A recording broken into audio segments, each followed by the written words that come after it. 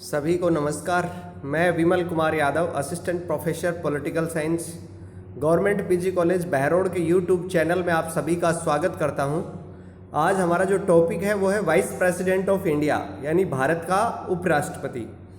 ये जो टॉपिक है ये बीए सेकेंड ईयर और एमए फाइनल में जो पुस्तक चलती है भारतीय शासन एवं राजनीति, उसके सिलेबस का हिस्सा है। इसके अलावा जो स्टूडेंट्स विभिन्न प्रतियोगी परीक्षाओं की तैयारी कर रहे हैं, जैसे Delhi police, Rajasthan police, army, air force, navy, bank की, रेलवे की कोई तैयारी कर रहे हैं, डी ग्रुप की, सी ग्रुप की या लोको पायलट जो भी है, या फिर पटवारी, ग्राम सेवक, आरपीएससी किसी एग्ज़ाम की तैयारी कर रहे हैं, उन सभी के लिए बेहद उपयोगी है, क्योंकि जीके का हिस्सा है ये।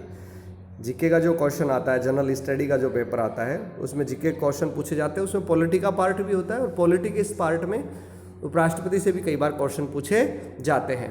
तो आइए चर्चा करते हैं भारत के उपराष्ट्रपति के बारे में। The vice president of India का जो शुरुआत जो है अनुच्छेद 63 में लिखा गया है कि भारत का एक उपराष्ट्रपति होगा। उपराष्ट्रपति राज्यसभा का पदेन सभापति होता है। अनुच्छेद 64 में ये बात लिखी गई है। एग्जाम में कई बार पूछा गया है कि उपराष्ट्रपति राज्यसभा का पदेन सभापति होगा। ये कौन सा अनुच्छेद है? 64। और वह अपनी पदावधि के दौरान कोई अन्य लाभ का पद ग्रहण नहीं करता। तो उपराष्ट्रपति किसका सभापति होता है? राज्यसभा का सभापति होता है। और उपराष्ट्रपति के पद का ये प्रावधान किस देश से लिया गया है? संयुक्त राज्य अमेरिका से लिया गया है। राष्ट्रपति के बाद में देश का दूसरा सबसे बड़ा अधिकारी उपराष्ट्रपति ही होता है। उपराष्ट्रपति पद की क्वालिफिकेशंस क्या हैं, योग्यताएं क्या हैं, उनकी चर्चा करते हैं। दरअसल उपराष्ट्रपति और राष्ट्रपति पद की योग्यताएं एक समान है, लेकिन अंतर है दोनों में। जैसे योग्यताओं का जो जिक्र है वो अनुच्छेद 66 में है। क्या योग्यताएं दी गई हैं? कि भारत का नागरिक होना चाहिए, कम से कम आयु 35 वर्ष होनी चाहिए। ये दोनों समान है राष्ट्रपति उपराष्ट्रपति की। लेकिन जहां राष्ट्रपति के लिए लोकसभा का सदस्य बनने की योग्यता होनी चाहिए, वहीं उपराष्ट्रपति के लिए राज्यसभा का सदस्य निर्वाचित होने की योग्यता रखता हो। राज्यसभा का सदस्य नहीं हो, बल्कि राज्यसभा का सदस्य निर्वाचित होने की योग्यता उसमें होनी चाहिए। इसके अलावा भारत सरकार या राज्य सरकार के अधीन किसी लाभ के पद पर नहीं होना चाहिए। तो अब ऐसे कौन कौन से पद हैं जो लाभ के पद नहीं हैं?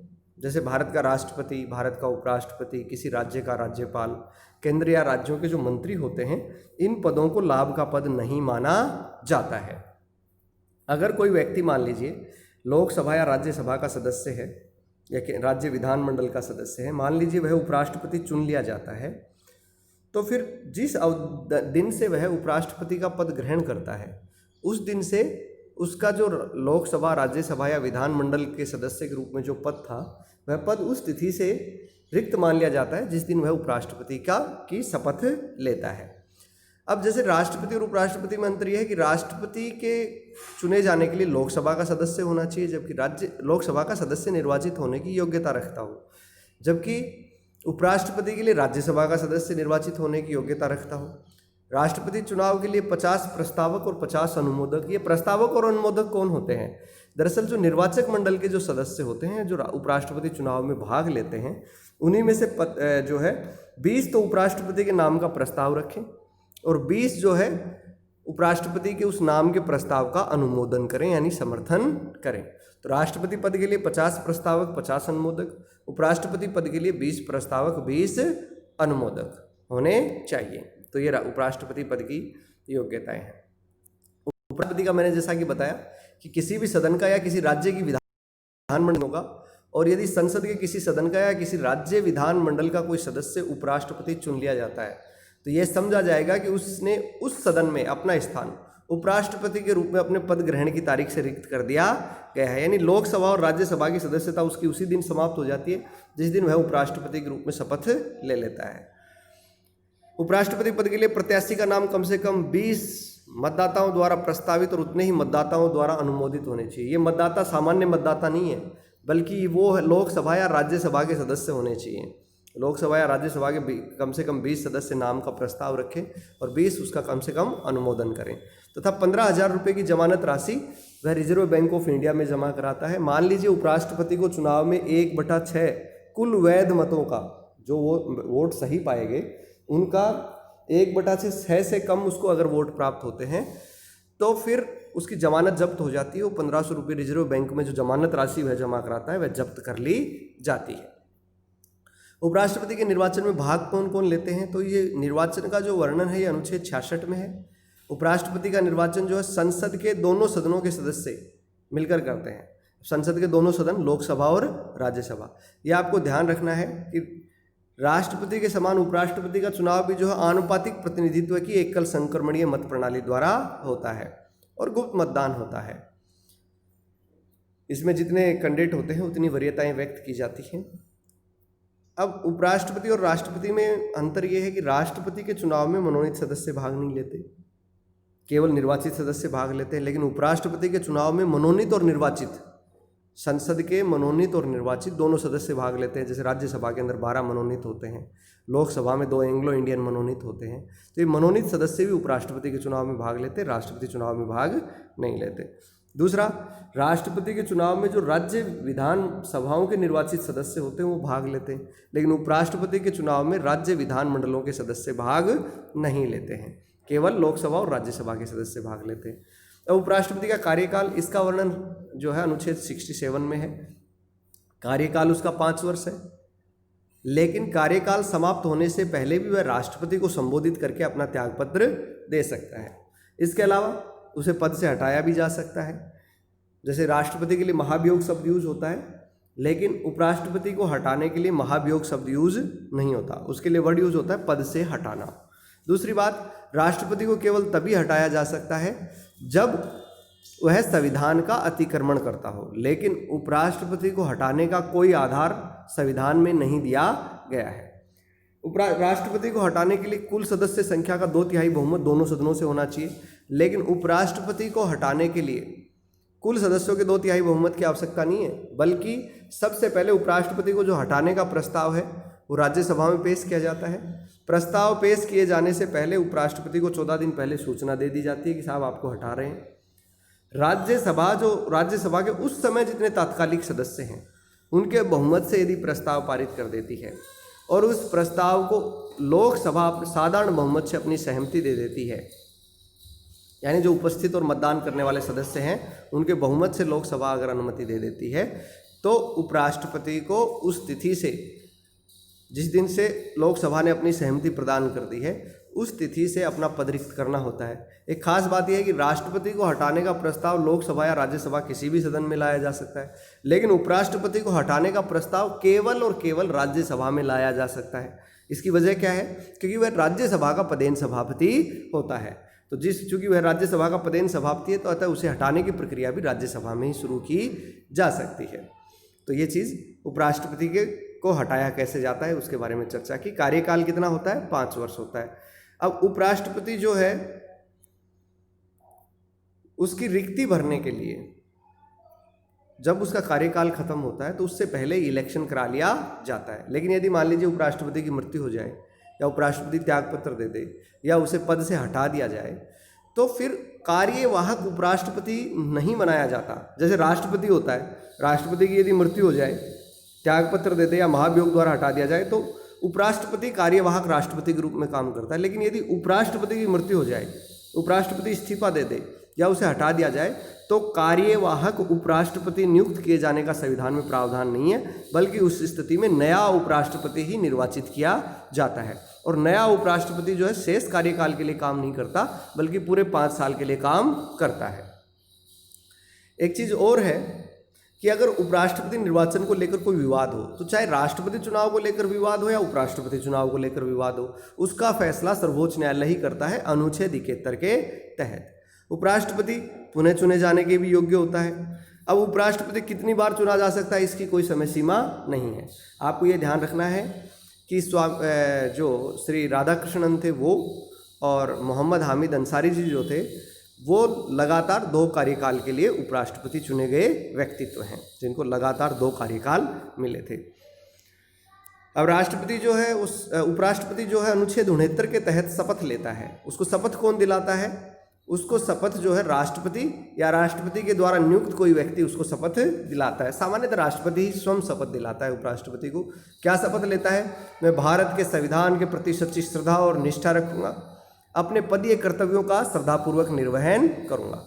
तो शपथ का जो प्रारूप है वो अनुच्छेद 69 में है। अनुसूची जो 3 है उसमें राष्ट्रपति और उपराष्ट्रपति की शपथ के प्रारूप का उल्लेख नहीं है, ये आपको ध्यान रखना है। अनुसूची 3 जो संविधान की, हमारे संविधान में कुल 12 अनुसूची हैं। अनुसूची 3 में शपथ का प्रारूप है, लेकिन उसमें राष्ट्रपति और उपराष्ट्रपति की शपथ का प्रारूप नहीं है।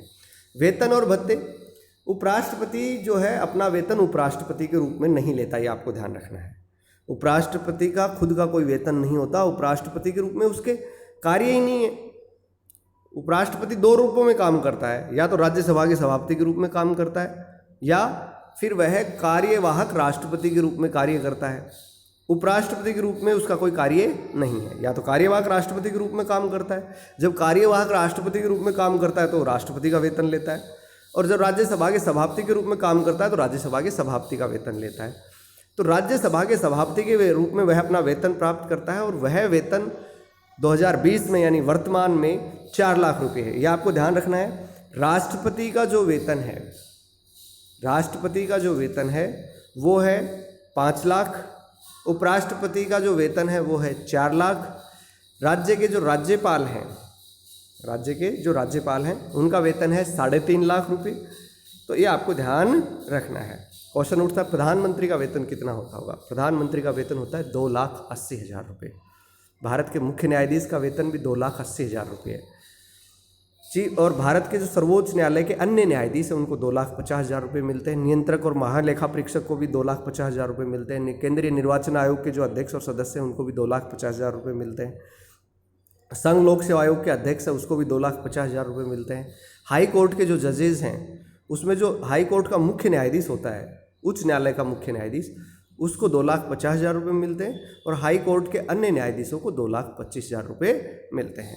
प्रधानमंत्री को 2,80,000 रुपये मिलते हैं। तो आपको याद रखना है राष्ट्रपति का वेतन कई बार एग्जाम में पूछा जाता है, कॉम्पिटिशन में पूछा जाता है। राष्ट्रपति का वर्तमान वेतन 5 लाख रुपये है, उपराष्ट्रपति का 4 लाख रुपये है। ये वेतन वह राज्यसभा के सभापति के रूप में उपराष्ट्रपति प्राप्त करता है, और ये भारत की संचित निधि पर भारित होते हैं। 1997 से उपराष्ट्रपति के लिए पेंशन का प्रावधान भी है। उसके समेकित वेतन की आधी राशि उसको पेंशन के रूप में दी जाती है। ये चीज़ आपको ध्यान रखनी है कि जब उपराष्ट्रपति कार्यवाहक राष्ट्रपति के रूप में काम करता है तब वह राष्ट्रपति के समान ही वेतन, भत्ते और परिलाभ प्राप्त करता है। ठीक है, ये आपको ध्यान रखना है। उस समय उसे राज्यसभा के सभापति का वेतन नहीं बल्कि राष्ट्रपति का वेतन दिया जाता है। कार्य और शक्तियाँ मैंने आपको बता दिया कि कार्य और शक्तियाँ उसके 2 ही हैं मुख्य, राज्यसभा के सभापति के रूप में कार्य संचालन और कार्यवाहक राष्ट्रपति के रूप में कार्य संचालन। राज्यसभा के सभापति के रूप में वह राज्यसभा की बैठकों की अध्यक्षता करता है, सदन की कार्रवाई का संचालन करता है, सदन में अनुशासन बनाए रखता है, राज्यसभा के सदस्यों को बोलने का क्रम निर्धारित करता है, बोलने की अनुमति निर्धारित करता है, उनके प्रश्नों को स्वीकार करता है, सदन में किसी भी विधेयक पर वाद विवाद या बहस करवाता है, उसके बाद में वोटिंग करवाता है, वोटिंग का रिजल्ट डिक्लेयर करता है। लेकिन ये चीज़ आपको ध्यान रखनी है कि उपराष्ट्रपति जो है राज्यसभा का सदस्य नहीं होता। उपराष्ट्रपति जो है वो राज्यसभा का सदस्य नहीं होता, वह राज्यसभा का मेंबर नहीं होता। ये एग्जाम में कई बार क्वेश्चन आता है कि वह कौन सा सदन है जिसका अध्यक्ष या सभापति उसका सदस्य नहीं होता। जैसे लोकसभा का अध्यक्ष है, लोकसभा का सदस्य होता है, लोकसभा का उपाध्यक्ष लोकसभा का सदस्य होता है, राज्यसभा का उपसभापति भी राज्यसभा का सदस्य होता है। लेकिन राज्यसभा का सभापति चूंकि उपराष्ट्रपति होता है और वह राज्यसभा का सदस्य नहीं होता, तो कौन सा ऐसा सदन है जिसका अध्यक्ष उसका सदस्य नहीं होता? तो वो है राज्यसभा। तो उपराष्ट्रपति चूंकि राज्यसभा का सदस्य नहीं है तो वो वोटिंग में भाग नहीं लेता। लेकिन यदि बराबर वोट किसी मामले में आ जाते हैं तो वह निर्णायक वोट डाल सकता है। अगर बराबर वोट किसी विधेयक पर आ जाते हैं तो निर्णायक वोटिंग वह कर सकता है। वह इस बात का निर्धारण करता है कि सदन में कौन सा प्रश्न पूछना है, कौन सा नहीं। सदन में जो असंसदीय भाषा है, गलत भाषा है, उसके प्रयोग को वह रोकता है। कोई असंसदीय भाषा यूज होती है तो उसे सदन की कार्रवाई से निकाल सकता है। राज्यसभा के द्वारा जितने भी विधेयक पारित किए जाते हैं उन पर उपराष्ट्रपति के हस्ताक्षर होते हैं और वह सदन के सदस्यों के विशेषाधिकारों की रक्षा करता है।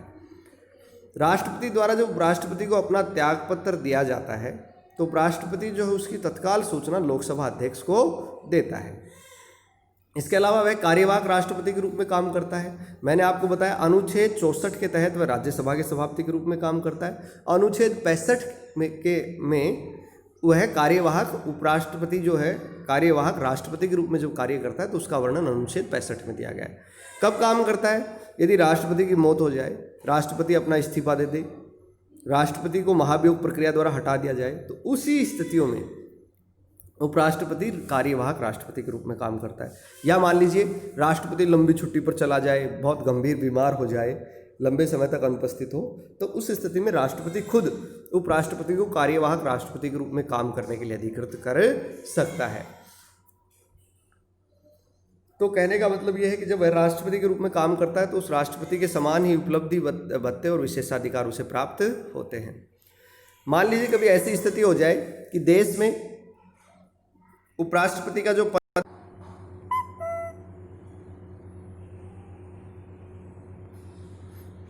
जो आपको ध्यान रखने हैं, राष्ट्रपति और उपराष्ट्रपति का अंतर अपन ने देख लिया। अब बात करते हैं किस प्रकार की शासन प्रणाली अपनाई गई है। संसदात्मक शासन प्रणाली भारत में अपनाई गई है। संसदात्मक शासन प्रणाली में कार्यपालिका शक्ति वास्तव में किसके पास है? मंत्रिपरिषद के पास है। प्रधानमंत्री और मंत्रिपरिषद की नियुक्ति और हटाने का प्रावधान कौन से अनुच्छेद में? 75 में। प्रधानमंत्री की नियुक्ति होती है, कौन करता है? राष्ट्रपति। ये कई बार एग्जाम में आया है बच्चों कि प्रधानमंत्री होता है नियुक्त, निर्वाचित, मनोनीत, चयनित। आपको याद रखना है प्रधानमंत्री नियुक्त होता है और कौन नियुक्त करता है? राष्ट्रपति।